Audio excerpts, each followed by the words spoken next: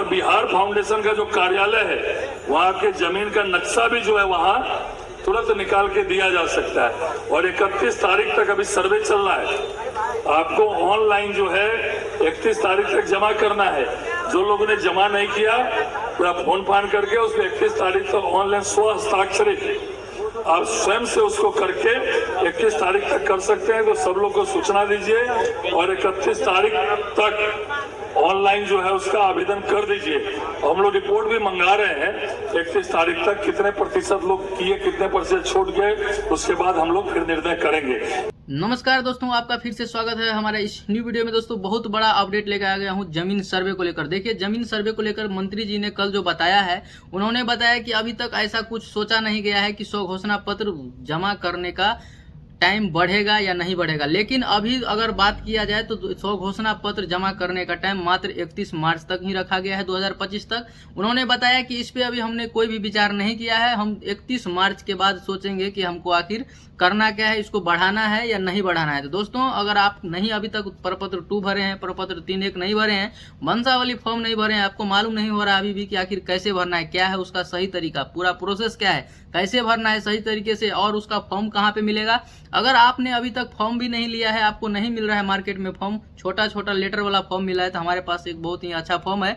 हमारे Telegram channel से आप जुड़ जाइए, इसी वीडियो के डिस्क्रिप्शन में लिंक दिया हुआ है, वहाँ पे हमने PDF डाल दिया है, वहाँ से आप PDF डाउनलोड कीजिए, इसके बाद उसको फॉर्म भर के आप जमा कर सकते हैं। तो कैसे भरना है प्रपत्र 2, प्रपत्र 3.1 स्व घोषणा पत्र आखिर कैसे भरना है, सारा जानकारी आज का इस वीडियो में हम आपको देने वाले हैं। एक एक स्टेप में, एक ही वीडियो में आपको पूरा तीनों फॉर्म कैसे भरना है सारा कुछ हम भर के आपको दिखाएंगे, पूरा लाइव दिखाएंगे आपको कि आखिर कैसे भरना है, मोजा क्या है, हल्का क्या है, सब कुछ हम पूरा डिटेल में बताएंगे। तो आइए अब हम आपको बताते हैं, ले चलते हैं हम अपने नोटबुक पे और वहां पे आपको लिख के अच्छे से बताएंगे कि आखिर आपको प्रपत्र 2, प्रपत्र 3.1 कैसे भरना है, वंशावली कैसे बनाना है, कौन सा पेपर लगेगा इस सर्वे में। अभी आपके पास अगर पेपर नहीं है तो फिर भी जमीन का सर्वे होगा, आपको चौहद्दी के नाम पे सर्वे करा सकते हैं। तो आइए हम ले चलते हैं आपको अपने नोटबुक पे और देखिए कैसे आपको भरना है प्रपत्र 2 स्व घोषणा पत्र। तो सबसे पहले हम बात करेंगे कि आखिर प्रपत्र 2 को कैसे भरना है। ये प्रपत्र 2 फॉर्म होता है। अगर आपने अभी तक वंशावली फॉर्म या प्रपत्र 2 या प्रपत्र 3.1 अभी तक नहीं जमा किए हैं तो स्व घोषणा पत्र जमा करने का मात्र अब आपके पास 6 दिन टाइम बच गया। इस 6 दिन में आपको कैसे भरना है सारा कुछ हम बताएंगे, कौन सा पेपर लगने वाला है। तो देखिए, सबसे पहले प्रपत्र 2 भरने के लिए ऐसा फॉर्म रहेगा, आपको भरना है। अगर आपके पास नहीं है तो हमारे टेलीग्राम लिंक से जुड़ जाइए, इसी चैनल के नीचे डिस्क्रिप्शन में दिया हुआ है टेलीग्राम चैनल का लिंक, वहाँ से जाके आप PDF डाउनलोड कर सकते हैं, उस फॉर्म को भर सकते हैं। तो देखिए, सबसे पहले अगर हम डॉक्यूमेंट का बात करें तो इसमें देखिए क्या होता है। जमीन सर्वे के लिए जरूरी कागजात आता है, खतियानी जमीन है या आपके पास केवाला वाला जमीन है। अगर खतियानी जमीन है तो खतियान लगेगा, या आपका पुराना केवाला का नकल लगेगा, या जमाबंदी है तो उससे भी काम हो जाएगा, या जमाबंदी का हस्तलिखित रसीद भी है तो उससे भी काम होगा। अगर जमीन का डिजिटल आपके पास रसीद है ऑनलाइन का, वो भी हो जाएगा। करेंट रसीद कोई भी होना चाहिए। इसके बाद क्रेस्टल सर्वे का खतियान है तो उससे भी हो जाएगा। इसके बाद रीजनल सर्वे का कोई खतियान है, पुराना दाखिल खारिज का कोई भी पर्चा है तो उससे भी हो जाएगा। तो इस केस में अगर आप मान लीजिए आपके पास सब कुछ है, पेपर अवेलेबल है, अगर आप फॉर्म भरना चाहते हैं तो इसमें प्रपत्र 2 आपको सिर्फ भरना है। अगर आपके पास सजिया ज़मीन है, बंटवारा जमीन है तो उसमें आपको प्रपत्र 3.1 भरना है। उसके साथ साथ आपको वंशावली लगाना है, दखल कब्जा लगाना है, बंटवारा नामा लगाना है, आधार कार्ड का फोटोकॉपी लगाना है, इसके साथ सिग्नेचर करना है। अगर आपके पास केवाला वाला जमीन है तो केवाला देना है। दाखिल खारिज का कोई शुद्धि पत्र है वो भी देना है। दाखिल खारिज का कोई अगर मान लीजिए CO ऑर्डर है वो आप लगा सकते हैं, लगान रसीद है तो वो लगा सकते हैं, या जमाबंदी है तो लगा सकते हैं, या ऑनलाइन कोई डेट है तो वो भी लगा सकते हैं। इसके लिए अगर आपके पास सजिया ज़मीन नहीं है, केवाला ज़मीन है तो आप फॉर्म सिर्फ प्रपत्र 2 आपको भरना है और आधार कार्ड का फोटोकॉपी लगाना है, मोबाइल नंबर डाल के सिग्नेचर करके आपको जमा कर देना है। आइए इसको विस्तार से हम समझते हैं कि आखिर प्रपत्र 2 कैसे भरना है। पूरा प्रोसेस समझिए, अच्छे से समझिए। अभी तक आपको भरना नहीं आ रहा है तो इस वीडियो को पूरा लास्ट तक देखिए। मैं तीनों फॉर्म भर के आपको दिखाऊंगा, एक ही वीडियो में तीनों फॉर्म आपको भर के दिखाऊंगा। देखिए, सबसे पहले प्रपत्र 2 लिखा हुआ है, यहाँ कहता है रैयत द्वारा स्वाभिमान निर्धारित भूमि का घोषणा हेतु पत्र, यानी कि स्व घोषणा आप दावा कर रहे हैं कि ये ज़मीन हमारा है, इसके लिए ये फॉर्म आपको जमा करना पड़ेगा। तो देखिए, इसका लास्ट डेट हम आपको बार बार बता रहे हैं कि 31 मार्च तक लास्ट डेट है। 31 मार्च के बाद मंत्री साहब ने भी बोला है कि 31 मार्च के बाद ही हम कुछ इस पर संज्ञान लेंगे, कुछ क्या करना है वो 31 मार्च के बाद ही हम कोई अपडेट देंगे। देखिए इसको, राजस्व ग्राम का मतलब हुआ कि आपका कौन सा गांव में रहते हैं उस ग्राम का नाम यहाँ पे डाल देना है। जो भी जिस भी गांव से आप रहते हैं, जिस भी विलेज में रहते हैं, आपको यहाँ पे नाम डालना है। इसके बाद पूछ रहा है थाना नंबर, आपका थाना नंबर जो होगा यहाँ पे डाल देना है। यानी ये नहीं कि यही सेम टू सेम आपको डालना है, थाना नंबर जो आपका है वो डालना है। इसके बाद हल्का नंबर, हल्का नंबर आपको नहीं मिलेगा, ये आपके अंचल का जो भी राजस्व कर्मचारी होता है उसके पास होता है। तो आपको क्या करना है, यहाँ पे अगर अवेलेबल है तो आप डाल सकते हैं, नहीं तो सीधे आपको अपने पंचायत का नाम यहाँ डालना है। पंचायत का नाम डालना है, हल्का मतलब पंचायत, जो भी आपका पंचायत होगा आप डाल दीजिए। हमारा जो पंचायत हम यहाँ पे डाले हैं, लेकिन आपको सेम टू सेम नहीं भरना है, आपका जो भी एड्रेस है वो आपको भरना है। यहाँ देखिए पुलिस स्टेशन यानी कि पुलिस थाना कहाँ है, तो आपका जहाँ भी होगा वहाँ आपको डाल देना है। अंचल कार्यालय आपका कहाँ पे ब्लॉक है वो आप अपना ब्लॉक यहाँ पे डालना है। जिला कौन सा है आपका, वो जिला यहाँ पे आपको फिल करना है। हम मधुबनी डिस्ट्रिक्ट से हैं इसीलिए हम यहाँ पे मधुबनी डाल दिए हैं। आइए हम बात करते हैं यहाँ पे रैयत एवं पिता का नाम। रैयत मतलब देखिए, अब यहाँ पे एक एक कॉन्सेप्ट समझिएगा।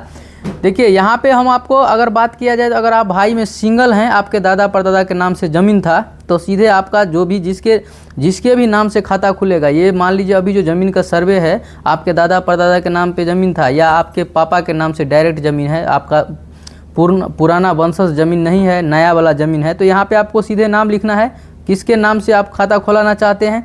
या आपका ओरिजिनल पेपर है, आपके नाम से रसीद कट रहा है, वर्तमान में आप ही के नाम से ज़मीन है, तो यहाँ पे आपको अपना नाम लिखना है और यहाँ नीचे में आपको अपने पिताजी का नाम लिख देना है। यहाँ पे देख सकते हैं, यहाँ पे पिताजी का नाम लिखना है। अगर मान लीजिए ये पुराना दादा परदादा का नाम के ज़मीन था और आप भाई में सिंगल हैं, ज़मीन पुराना है लेकिन आप भाई में सिंगल हैं, तो फिर भी आपका यहाँ पे नाम लिखना है जिसके नाम से खाता खुलवाना चाहते हैं। आपके नाम से नहीं था, आपके नाम से क्या था, ये एक भी पेपर नहीं है, आपके पापा के दादा परदादा के नाम पे था, तो आप जो व्यक्ति जिंदा है उसी के नाम से खाता खुलेगा। तो जो व्यक्ति उस परिवार का जो भी उस वंशज होगा उसका यहाँ पे नाम डालना है। जिसके भी नाम से आप ज़मीन का पेपर है वो तो मर गए, लेकिन उसका जो वंशज लास्ट अभी जो जिंदा है उसके नाम से खाता खोलना है, तो उसका नाम यहाँ डालना है। और उसके पिताजी का जो नाम है यहाँ पे उसको डालना है। ये नहीं जो दादा परदादा का जिसको मर गए जिसका नाम है यहाँ पे डाल देना है, नहीं, आपके पिताजी का जो नाम है वो यहाँ पे डाल देना है। दादा परदादा का था उसके लिए वंशावली लगाना है, कैसे लगाना है वो सारा कुछ हम बताने वाले हैं आपको इसी वीडियो में। देखिए तो यहाँ पे आपको अगर सिंगल है भाई में तो आपको अपना नाम लिखना है और आपके पिताजी का नाम लिख देना है और पूरा एड्रेस। यहाँ पे देखिए हम कॉन्सेप्ट एक एक करके क्लियर कर रहे हैं। अगर मान लीजिए ये बंटवारा वाला ज़मीन है, 2-3 भाई है, मान लीजिए 2 भाई या 3 भाई है, तब तो यहाँ पे 1 नंबर ये हो जाएगा और 2 नंबर कौन है उसका नाम यहाँ लिख देना है और 3 नंबर में कौन है इसके 3 लिख के यहाँ पे उसका नाम लिख देना है। पिता तीनों का एक ही रहेगा, सोहन यादव। तो यहाँ पे जो आप अगर सिंगल नहीं है, 2 भाई हैं तो एक और रहेगा, अगर 3 भाई हैं तो यहाँ पे 3 लगा के यहाँ पे उसका नाम यहाँ पे लिख देना है। इसके बाद क्या करना है, अस्थाई पता यानी कि परमानेंट पता, आप कहाँ रहते हैं वो पूरा परमानेंट आपको एड्रेस यहाँ लिखना है। ग्राम कहाँ है, पोस्ट कहाँ है, थाना कहाँ है, जिला कहाँ, राज्य कहाँ, पिन कोड क्या है वो पूरा भरना है। इसके बाद यहाँ पे देख सकते हैं दोस्तों खाता नंबर।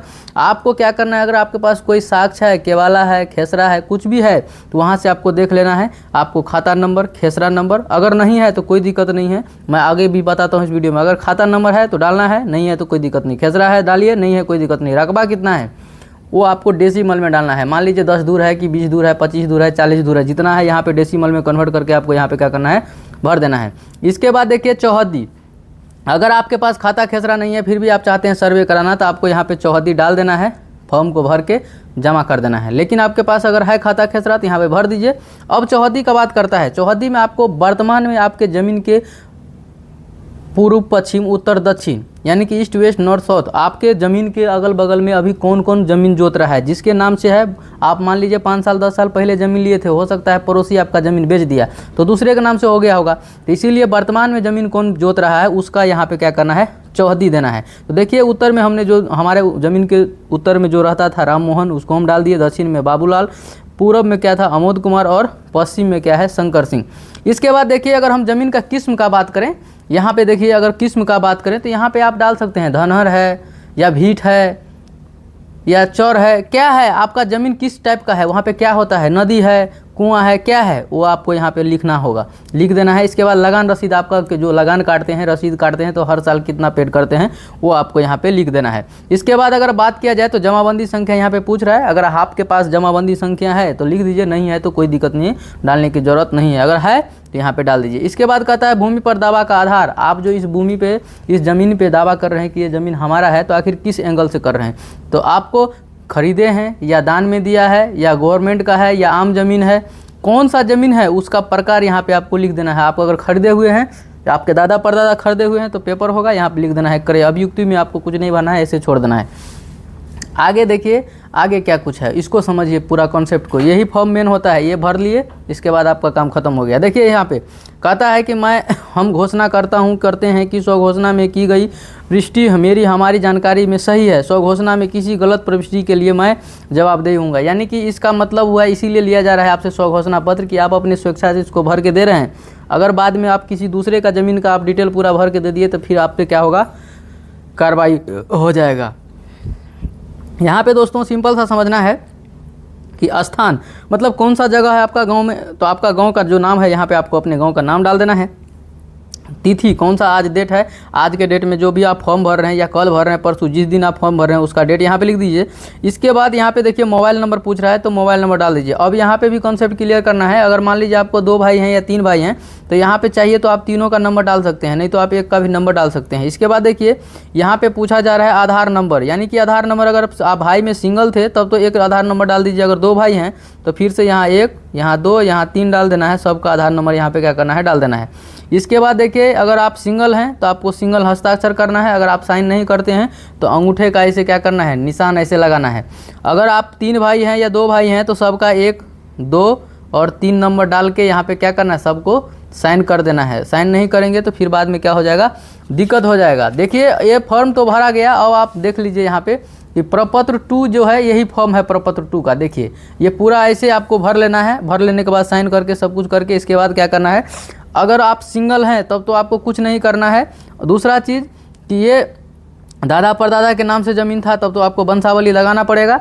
अगर आपके नाम पे ज़मीन है, अभी आप जोत रहे हैं, आप जिंदा हैं या आपके परिवार में कोई भी व्यक्ति है जिसके नाम से ज़मीन है वो जिंदा है, तो आपको सिर्फ ये फॉर्म भरना है। लगान रसीद का जीरोक्स लगाना है, आधार कार्ड का जीरोक्स लगाना है। इसके बाद आपके पंचायत में जहाँ पे भी अमीन लोग बैठ रहा है वहाँ पे जाके इसको जमा कर देना है। अगर आपका सजिया वाला ज़मीन है तब आप देखिए क्या करना है। अब उसको कॉन्सेप्ट को समझिए अच्छे से। देखिए यहाँ पे देखिए कि अगर मान लीजिए आपका सजिया वाला ज़मीन है तो यह आपको प्रपत्र 3(1) भरना पड़ेगा, जिसको वंशावली फॉर्म बोला जाता है।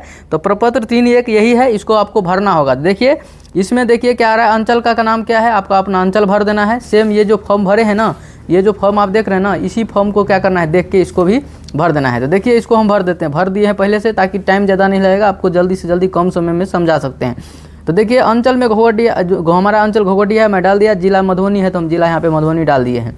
आगे बढ़िए, इसमें कहता है उपयुक्त विषयों से संबंधित सूचित करते हुए कहना है कि हम लोग, यानी कि जो भी व्यक्ति के नाम से खाता खुलेगा, अगर भाई में अकेले है तो वहाँ पे अपना नाम लिखना है और सामने में अपने पिताजी का नाम लिखना है। अगर मान लीजिए आप 2 भाई हैं तो फिर से यहाँ पे दूसरा भाई का नाम रहेगा, फिर यहाँ नंबर डाल देंगे 1, यहाँ 2। ऑलरेडी यहाँ पे देख सकते हैं 1, 2, 3 डाला हुआ है। अगर चाहिए तो आप यहाँ पे भी डाल सकते हैं। दूसरा भाई का नाम, फिर यहाँ पे तीसरा भाई का नाम, अगर 3 को है तो डालना है। फिर पिता का नाम क्या रहेगा, दोनों में सेम रहेगा।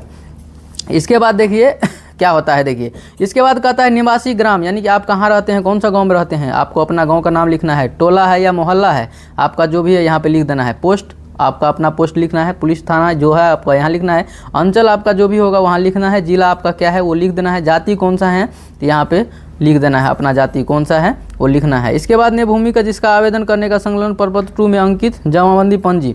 देखिए इसके नीचे फिर से डिटेल पूछ रहा है, पिता का नाम बोल रहा है, तो आपका जो पिताजी हैं वही लिखना है यहाँ पे।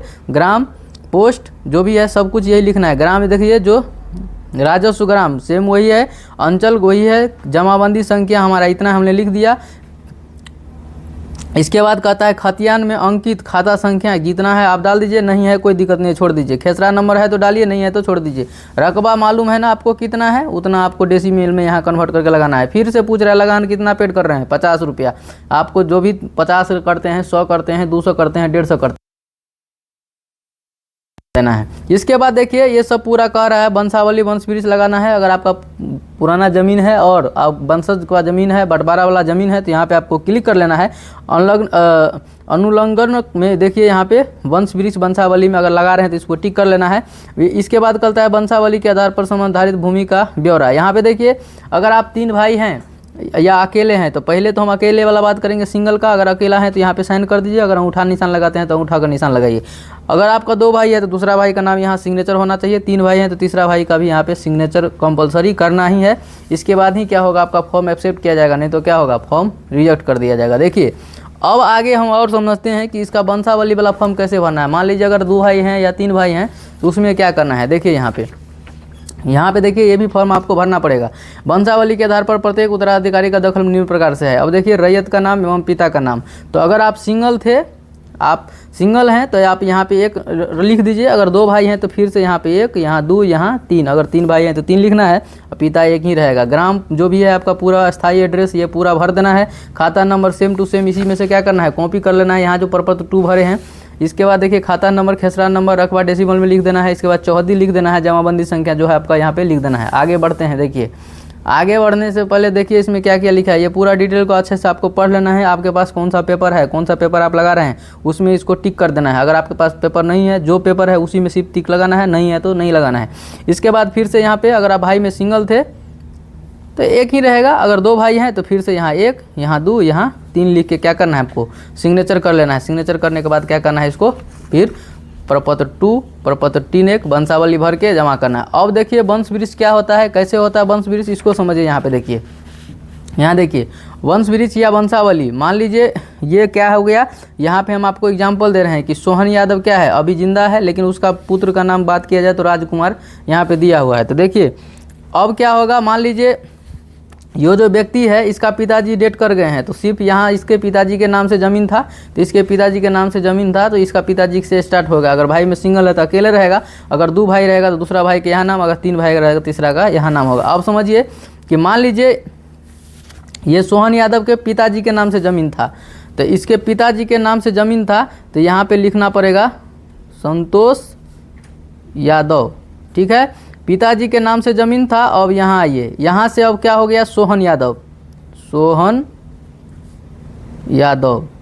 अब मान लीजिए इसको कईगो पुत्र हुआ, एगो, तो एगो पुत्र हुआ तो यहाँ पे लिखा जाएगा राजकुमार।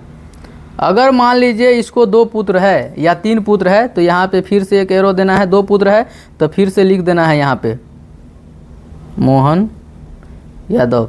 अगर मान लीजिए इसको और 1 पुत्र है, 3 पुत्र है या पुत्री है तो पुत्री का नाम लिखना है। अगर पुत्र है तो पुत्र का नाम लिखना है। पुत्र नहीं पुत्री है तो हम लिख देते हैं यहाँ पे आशा कुमारी, यहाँ पे ऐसे लिख देना है। अगर मान लीजिए ये और आगे बढ़ता है, ये वंशज पूरा हो गए, इसके बाद इसका पुत्र हो जाता है तो यहाँ से फिर से आपको एरो मारना है। यहाँ से आपको, ये तो लड़की का शादी हो गया चला जाएगा, इसको छोड़ देना है।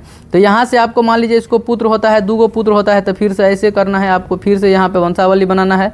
फिर से यहाँ पे क्या करना है, इसको यहाँ पे जो भी व्यक्ति होगा उसका अगर पुत्र है, मान लीजिए इस व्यक्ति को 2 पुत्र हो गया या पुत्री हो गया तो पूरा डिटेल भरना है। जहाँ तक जिंदा रहेगा वहाँ पे आके क्या करना है, बंद कर देना है। तो इसी तरीके से वंशावली बनाना है और आपको क्या करना है, उसी में साइन करके सभी आदमी का यहाँ पे, और उस तीनों फॉर्म को लेके एक साथ जमा करके आधार कार्ड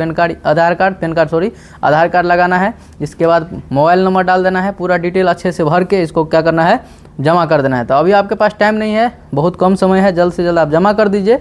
और वीडियो आपको कैसा लगा दोस्तों, लाइक कीजिएगा, कमेंट में ज़रूर बताइएगा, दोस्तों को भी शेयर कर दीजिएगा ताकि इस तरह का इन्फॉर्मेटिव वीडियो आपको हमेशा देखने को मिलता रहेगा। बाकी वीडियो लास्ट तक देखने के लिए थैंक यू, धन्यवाद।